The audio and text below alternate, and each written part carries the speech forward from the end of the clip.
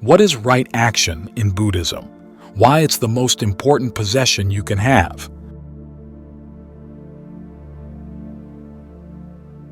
Today I was talking to someone who said, in passing, that sitting and meditating when your mind is a mess all over the place is a waste of time.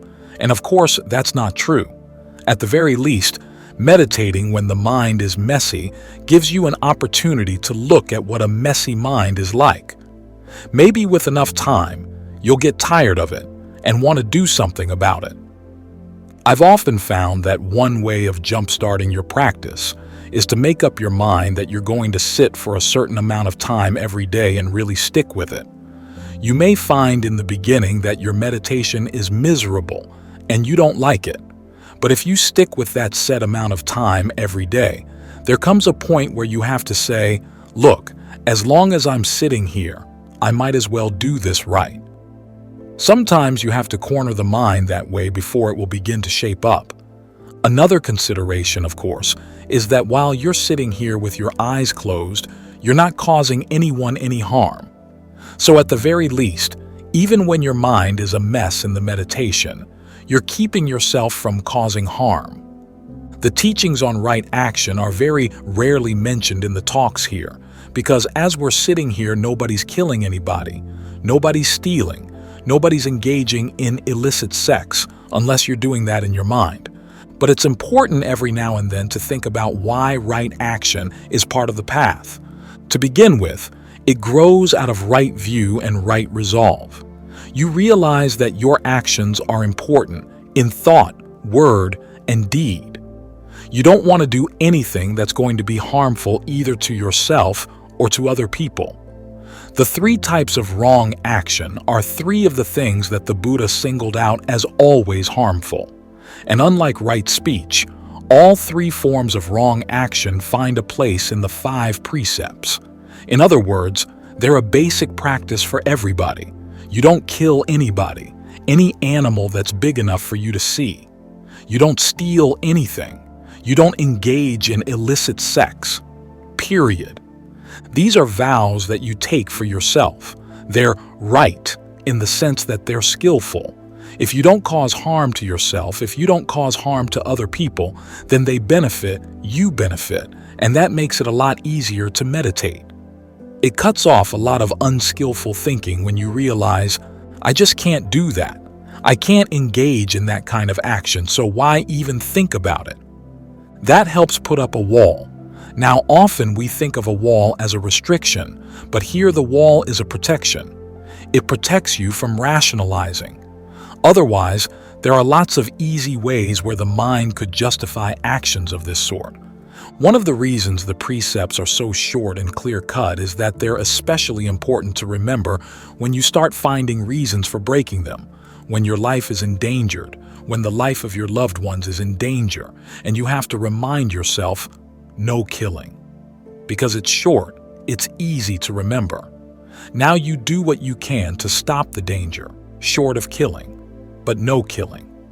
And so on down the line. These forms of wrong action are also related to the hindrances. As the Buddha pointed out, when a hindrance is particularly strong, as when there's the desire to get engaged in sensual passion, or you're feeling thoughts of ill will, restlessness, and anxiety, you don't recognize the fact that those thoughts are unskillful. That's one of the main problems with the hindrances. They blind you. They get you to see things in their way. But having the precepts reminds you that these mind states really are unskillful no matter what, no matter where. So that fact stops you short. It's a red flag. No, this kind of behavior is out of the question. At the same time, you can, as with right speech, think of right action as a set of guidelines for your meditation. On one level, as I said, it refers to the hindrances. You think, okay, no killing. That relates directly to the hindrance of ill will, no stealing, no illicit sex.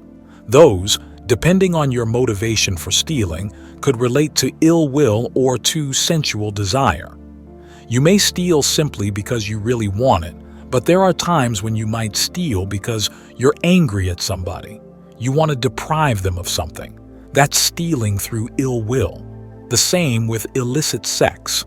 That can be motivated either by sensual desire or by ill will. This focuses you on the two big hindrances to remind you that you don't want to go there, because if you're going to get the mind in a good solid state of concentration, then, as the texts say, you have to be secluded from sensual passion, be secluded from unskillful mental qualities. Sensual desire and ill will are the two big unskillful qualities.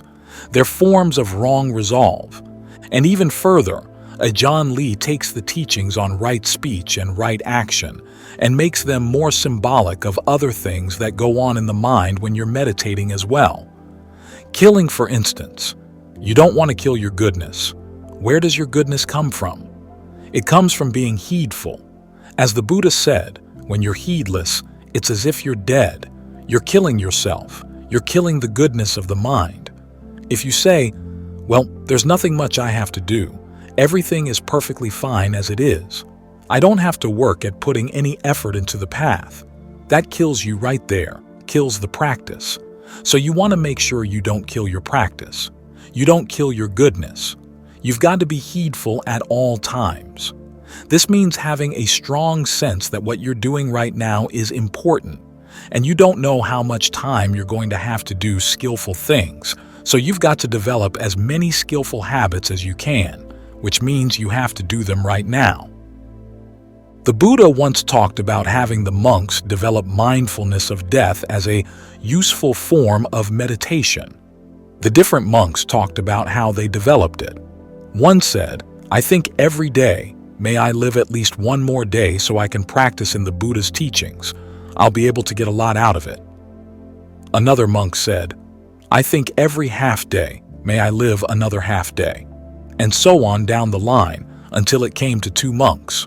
One said, I think, may I live to breathe in and out once more.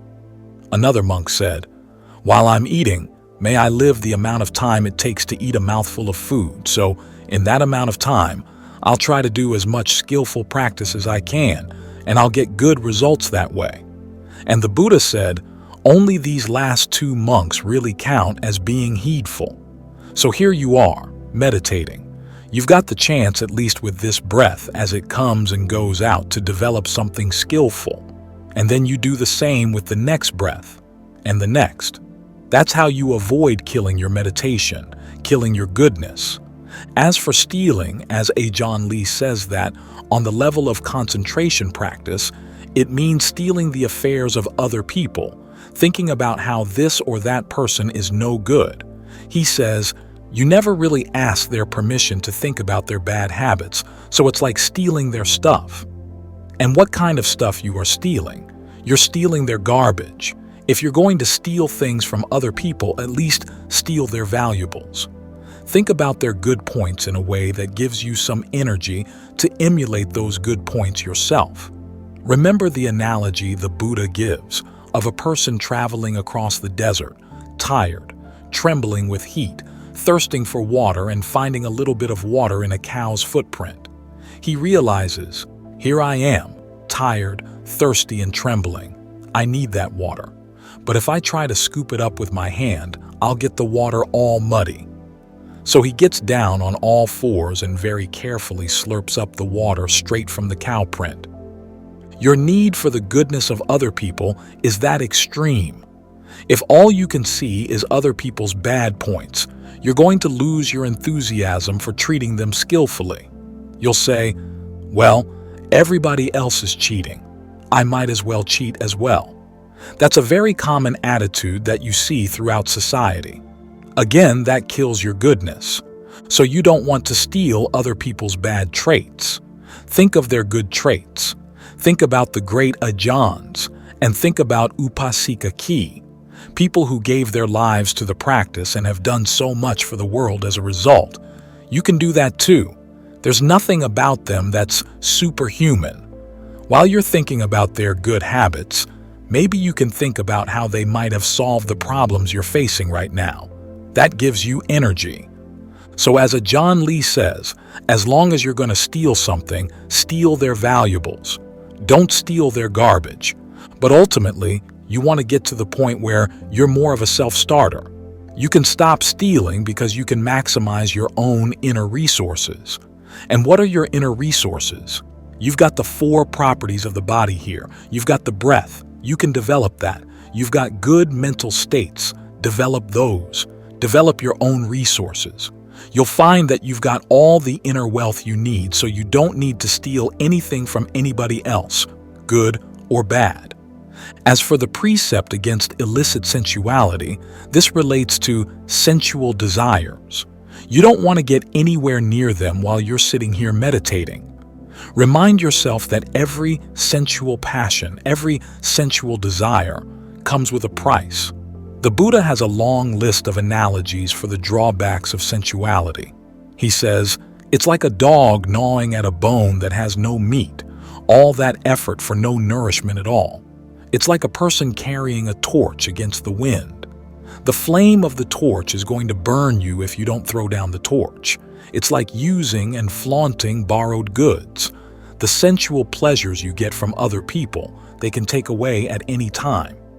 Another analogy is that sensuality is like a man up in a tree, gathering fruits, and someone else comes along and says, I want the fruits, but I can't climb the tree, but I've got my axe, so I can cut down the tree.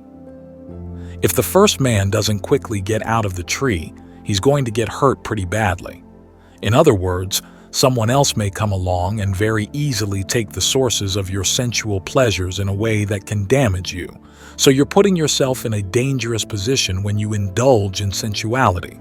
Sometimes you hear of the dangers of jhana, that you're going to get stuck in jhana, and it's going to be so wonderful and enthralling that you'll never gain awakening. You can find a few passages in the canon that make that point, but they're very, very few. The danger of getting stuck in concentration is very small compared to the dangers that come from being stuck on sensuality. As the Buddha said, this is why we have wars. This is why we have quarrels. This is why people work themselves to death. This is why they steal and cheat in their desire for sensuality. I don't know anybody who's broken the 5 precepts from being attached to the pleasure of jhana. So jhana is a safe place. Sensuality is a dangerous place to be. Always keep that in mind. In this way, you take the principles of right action and bring them inside so that you have your own inner wealth to build on. There's no need to steal anything from anyone else. No need to expose yourself to the dangers of trying to find your happiness outside. And by being heedful this way, you keep your goodness alive. That's the most important possession you can have.